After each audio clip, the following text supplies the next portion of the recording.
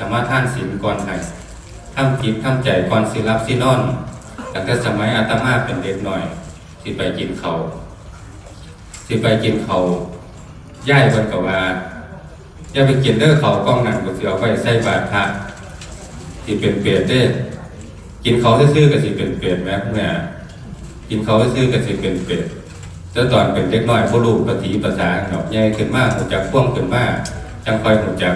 ว่าเป็นกุศโลบายของเพิ่นว่าให้เฮาได้ทำบุญสร้างกุศลตั้งแต่เล็กแต่น้อยพอใหญ่ขึ้นมาจังค่อยสิฮู้จักคุณพ่อคุณแม่คือกันนี่ล่ะ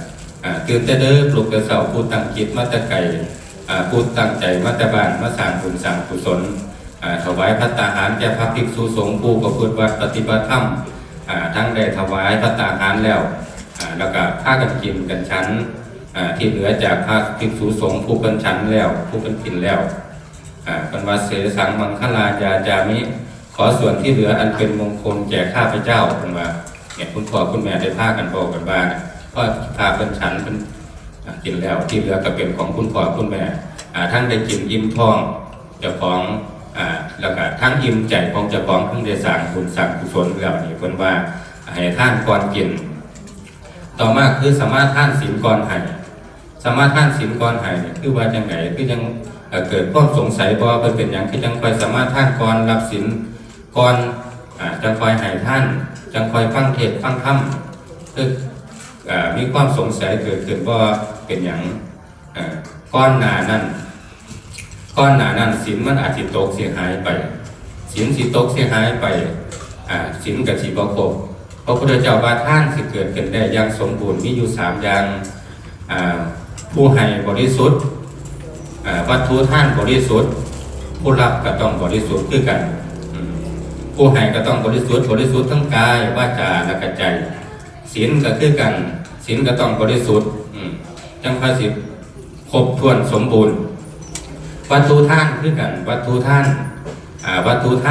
ก็ต้องบริสุทธิ์คือกันบ่ได้ที่ปนขโมยมาบ่ได้เบียดเบียนของคนอื่นมาบ่ได้ไปเอาของคนอื่นมาท่านก็เป็นท่านบริสุทธิ์ให้ด้วยความตั้งใจให้ด้วยความเต็มใจให้ด้วยความสนิทใจตั้งใจเฮ็ดบุญเฮ็ดท่านตั้งใจตั้งอกตั้งใจที่จะเฮ็ดจะทำคิดไปแล้วปรารถนาไว้แล้วภาวนาไว้แล้วว่าจะเฮ็ดบุญเฮ็ดท่านพอมาทำบุญทำท่านแล้วก็เกิดความตั้งใจความเต็มใจที่จะให้พระคุณเจ้าเป็นพอให้ไปแล้วก็สนิทใจต้องเกิดความสนิทใจว่าให้ไปแล้วเพิ่นสิเอาไปเฮ็ดอีหยังก็ตามเพิ่นสิกินจะฉันให้บ่เพิ่นสิกินจะฉันให้บ่เกิดความสนิทใจก็ได้สนิทใจว่าโอ้ญาติเพิ่นบ่กินบ่ฉันญาติเพิ่นบ่ใส่เด้แม่นบ่คุณแม่ญาติเพิ่นบ่ใส่นี่แหละมันเกิดความกังวลใจมันก็เลยสิบ่ได้บุญอย่างสมบูรณ์บุญสิได้สมบูรณ์ก็ต้องขึ้นกับเกิดทั้ง3อย่างแล้วก็ให้กับพระภิกษุสงฆ์ผู้ประพฤติวัดปฏิบัติธรรมผู้เป็นเนื้อหน้าบุญของเฮาทั้งหลายนี่แหละผู้ที่นำผ้าของเฮาทั้งหลาย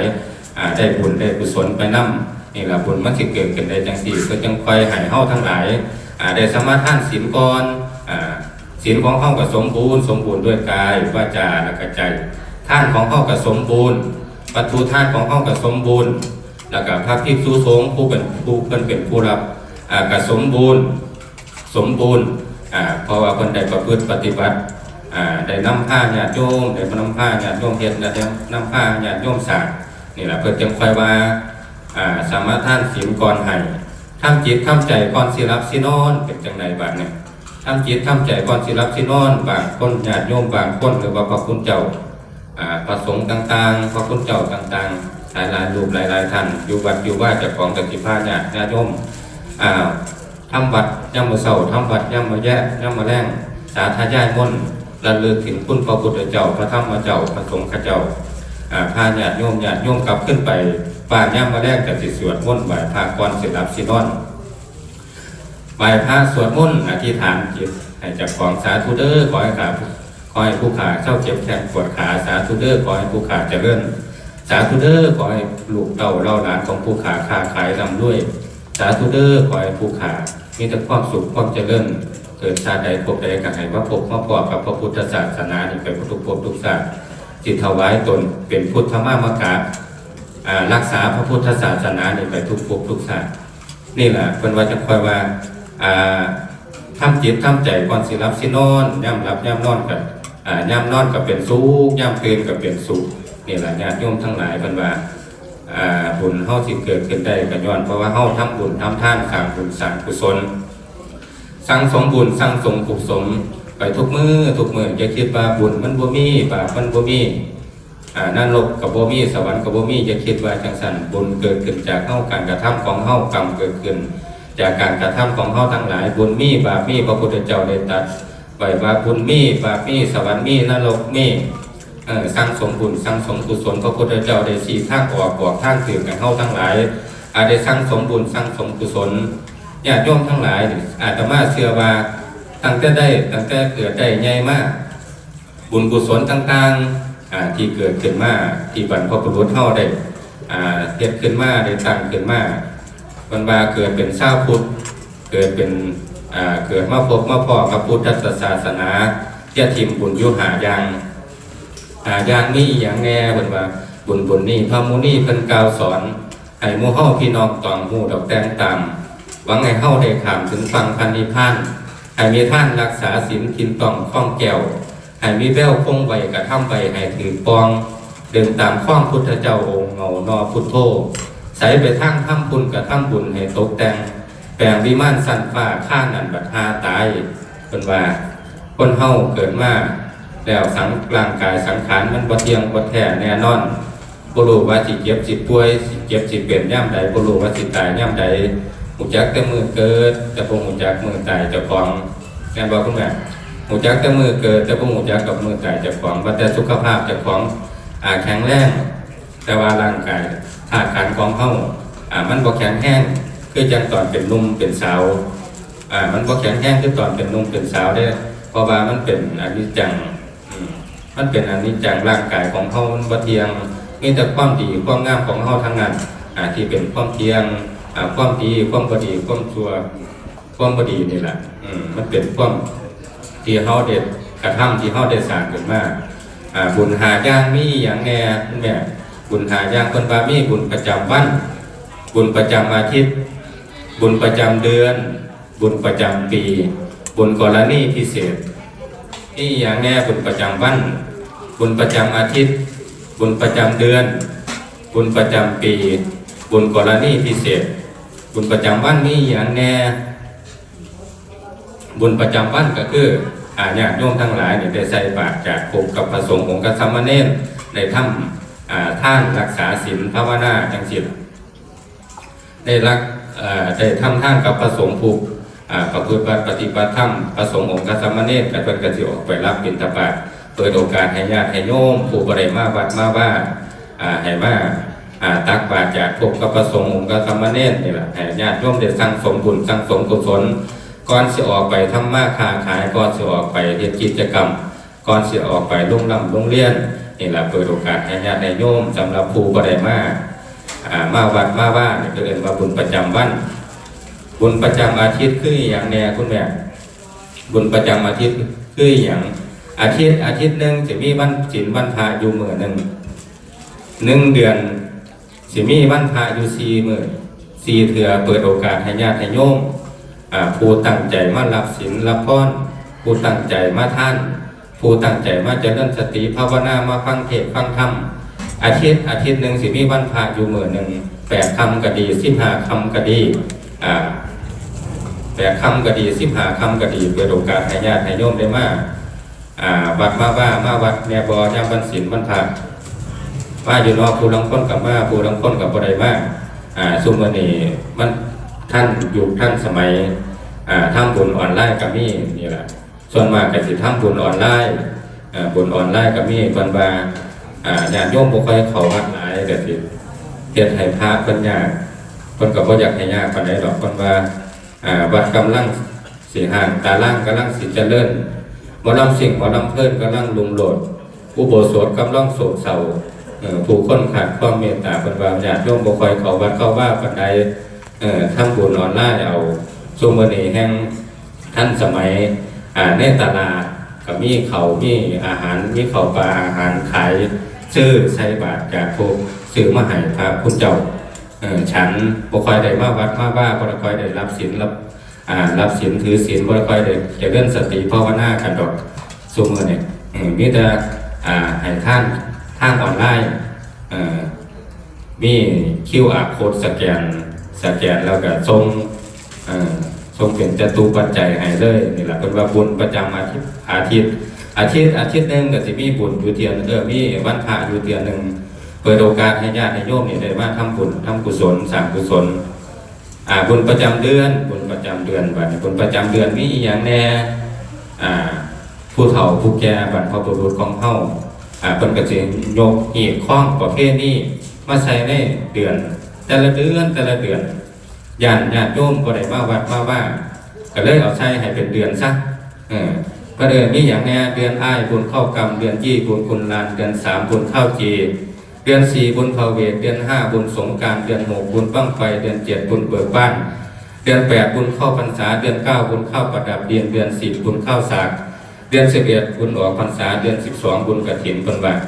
การว่าคุณพ่อคุณแม่นี่แหละแต่ละเดือนสิมีบุญต่อสิมีบุญอยู่บุญนึงนี่ละบรรพบุรุษของเฮาเพิ่นคิดออกว่าญาติโยมทั้งหลายนี่ภายในอนาคตข้างหน้าสิบ่ค่อยได้มาวัดมาว่าบ่ค่อยได้นั่นก็เลยยกประเภทนี้ยกขนบธรรมเนียมประเภทนี้ใส่ในเดือนนึงให้เป็นบุญเดือนอ้ายบุญเข้ากรรมคือจังนี่แหละจัดงานปริวาสกรรมเนี่ยเขาเรียกว่าเดือนอ้ายบุญเข้ากรรมเดือนยี่บุญคุณล้านเดือน3บุญเข้าจีเดือน4บุญภเวทเดือน5บุญสงกรานต์เดือน6บุญบั้งไฟเดือน7บุญเบิกบ้านเดือน8บุญเข้าพรรษาเดือน9บุญเข้าประดับเดือน10บุญเข้าสากเดือน11บุญออกพรรษาเดือน12บุญกฐินบุญน้อยบุญใหญ่บุญไกลบุญกาบุญฉลองศรัทธาบุญภเวทเทศมหาศาสตร์บุญกฐินนี่แหละบุญปริวาสกรรมนี่แหละให้เฮาทั้งหลายได้มาสั่งสมบุญสั่งสมกุศลทุกเดือนเนี่ยญาติโยมก็เขาวัดเขาว่าญาติวัดห่างแต่ว่าพูนไปเจริญอยู่ตะล่างคุณช่วงวันนี้โอ้อย่าเสพติดกันหลายคนชั่วคนบ่ดีก็แห้งหลายคนเราตำรวจตำล่าเขาจ้าไปตะล่างหลายแห้งแต่ว่าพระคุณเจ้าเฮาพระคุณเจ้าเฮาก็เหลือหน่อยลงเก่าเหลือหน่อยลงเก่าแห่งศรัทธาญาติโยมแห่งซุมื้อนี้แห่งยากแห่งศรัทธาแห่งลดลงเพราะว่าข่าวหลายอันนั้นสิบ่ไปเว้าฮอดเพิ่นดอกในข่าวก็สิรู้ก็สิเห็นกันอยู่บ่ไปถึงฮอดเพิ่นเอาบุญของเฮานี่ล่ะเฮาได้มาสั่งสมบุญสั่งสมกุศลไปทุกมื้อได้ทานได้รักษาศีลแล้วก็ได้เจริญสติภาวนานี่ล่ะ3บุญ3อย่างในมื้อนึงนี่ได้สั่งสมพร้อมกันเลยศีลทานภาวนาครบถ้วนสมบูรณ์ทั้งมื้อที่ผ่านมาทั้งมื้อนี้แล้วก็มื้อต่อไปเพราะว่าจะเป็นยามมื้อเช้ายามบ่ายก็สิมีน้ำปานะให้พระคุณเจ้าให้แม่ที่ให้พ่อขาวแม่ขาวได้กินได้ฉันที่เหลือก็เป็นของญาติของโยมเป็นของสรรพสัตว์ต่างๆนี่ล่ะให้ญาติให้โยมได้สั่งสมบุญไปทุกมื้อต่อมาก็คือบุญประจำปีวัดนึงก็สิมีประเพณีมีขนบธรรมเนียมประเพณีแต่ละวัดไปคือจังหวัดป่าสุพรรณศรีธารามก็จะมีบุญปริวาสกรรมเป็นบุญประจำปีวัดพระธาตุพนมจังเสียก็จะมีบุญประจำปีของเพิ่นวัดป่าสุพรรณกับศรีตะวันมันใกล้กันก็สิหลงเป็นศรีตะวันอาตมาอยู่วัดป่าศรีตะวันคุณแม่อยู่วัดป่าศรีตะวันขอนแก่นอยู่ขอนแก่นอยู่ในเมืองขอนแก่นบ้านเป็ดตรงข้ามสนามบินสมัยก่อนก็เรียนหนังสือพร้อมกันครับเจ้าบ่าวอาจารย์สุภัทรนี่แหละเรียนหนังสือน้ำกันเรียนประโยค3น้ำกันห้องเดียวกันสั้นเดียวกันจบพร้อมกันไปรับพักพร้อมกันแต่ว่าเจ้าบ่าวเป็นรูปรอกว่าเจ้าบ่าวเป็นสิรูปรอกว่าอยู่นี่แหละพร้อมกันได้ประโยค3พร้อมกันเป็นมหาพร้อมกันรับพักพร้อมกันเป็นเคยซอยเรือพร้อมตะกี้เรียนหนังสือปึกนาสาโหดอาจารย์เป็นเรียนหนังสือเก่งสัมพันธ์กับพระถึงสถาสัญญกตาในอาขยัตบทกัตตูบาจก ว่าไปมันบ่ถืออาจารย์บางนี้มันสำคัญจังได๋เพิ่นก็สิบอกสิสอนเพิ่นบ่แปลหนังสือได้อาตมาเป็นผู้แปลเพิ่นเป็นผู้นั่งฟังแต่ว่าย่ำตกอาทิตย์นึงมาเพิ่นก็สิมีอบรมวัดผลอาตมาเป็นผู้แปลหนังสืออาจารย์ผู้เพิ่นเป็นนั่งผู้เป็นนั่งฟังสอบได้ที่1เสยมั้ยเนี่ยสอบได้ที่1เสยมั้ยโอ้เงินไหนนั่งฟังซื่อๆบ่ได้แปลเด้ออาตมาเป็นผู้แปลให้เพิ่นฟังโอ้เก่งนี่แหละนี่แหละบุญประจำปีแต่ละปีก็จะมีบุญประจำของแต่ละวัดหนึ่งก็จะมีบุญประจำปีของแต่ละวัดคือจังหวัดป่าสุพรรณสิทธารามนี่แหละแล้วก็บุญกรณีพิเศษคุณพ่อคุณแม่บุญกรณีพิเศษมีอย่างแน่ขึ้นบ้านใหม่เสาลงหลุมทำบุญบ้านบุญวันเกิดบุญวันตายมีบอกนะผมมีได้เนาะมีแต่มีอยู่แต่ว่าผู้ตายเนี่ยผู้หูจักก็ผู้ตายเนี่ยผู้หูจักมีแต่ลูกเต่าเราหลานญาติพี่น้องเฮ็ดให้มีบุญวันเกิดบุญงานศพนี่คือจัดขึ้นมาเป็นกรณีพิเศษบุญกรณีพิเศษจัดขึ้นมาเป็นกรณีพิเศษนี่แหละให้ญาติโยมทั้งหลายได้สั่งสมบุญสั่งสมกุศลเข้ามาวัดเอาว่าสั่งบุญสั่งกุศลเขาได้อย่างแน่เขาได้สืบทอดพระศาสนาต่อพระศาสนา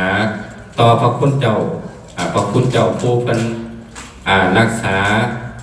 หลักธรรมคำสอนขององค์พระสัมมาสัมพุทธเจ้าผู้รักษาขนบธรรมเนียมประเพณีของพระพุทธเจ้าไว้หลักธรรมคำสอนขององค์พระสัมมาสัมพุทธเจ้าไว้เขาทั้งหลายสืบต่อจนไปฮอดลูกฮอดหลานนี่แหละเอิ้นว่าเขาได้ส่งเสริมพระพุทธศาสนาต่อมาเขาได้สืบสานขนบธรรมเนียมประเพณีเขาได้สืบสานขนบธรรมเนียมประเพณีแต่ละเดือนมีอีหยังแน่ได้บอกต่อเราต่อให้ลูกให้หลานได้สืบทอดต่อแล้วก็เขาได้เสริมสุขของเจ้าของบั้นปลายชีวิตของเจ้าของคนเฮามื้อนี้อาจสิอยู่ใต้ชายคาได้คุณพ่อคุณแม่เมื่อหน้าอาจสิอยู่ใต้ฝาโลงก็เป็นได้มันบ่แน่บ่นอนชีวิตคนเฮาพระคุณเจ้าเพิ่นก็ฉันเขาเรียบร้อยแล้วเนาะนี่ล่ะฝากให้ญาติให้โยมให้คุณพ่อคุณแม่ทั้งหลายได้สั่งสมบุญสั่งสมกุศลเป็นปัจจัยหนุนนำทรงไปสู่สัมปายภพเบื้องหน้านั่นล่ะ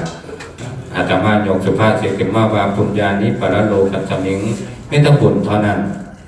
ที่จะนำพาให้เข้าไปสู่สัมปายภพเบื้องหน้าไม่ต้องบุญกับบาปอยากไปสวรรค์กระทางบุญหลายๆก็คงผู้มีผู้ใดอยากไปนั่นดอกเนาะไปนั่นดอกเนาะคุณพ่อคุณแม่เพราะฉะนั้นแล้ววันนี้ก็คงจะสมควรแก่การและเวลาเทศนาวสาในการนั้นเป็นที่สุดลงรอบแห่งพระธรรมเทศนาอาตมาภาพขออ้างอิงเอาคุณพระรัตนตรัยทั้ง3อันมีคุณพระพุทธคุณพระธรรมคุณพระสงฆ์และสิ่งศักดิ์สิทธิ์ทั้งหลายในสากลโลกจงดลบันดาลให้ท่านสาธุชนพุทธบริษัททั้งหลายจงเป็นผู้เจริญโดยลาภยศสุขสรรเสริญทุกทิพาลาตีการดังอาตมาภาพได้รับประทานชี้แจงแสดงพระสัทธรรมเทศนามาก็สมสมัยได้เวลาขอสมมุติยุติลงคงไว้แต่เพียงเท่านี้เอวังก็มีด้วยประการละชนีสาธุสาธุสาธุอนุโมทนา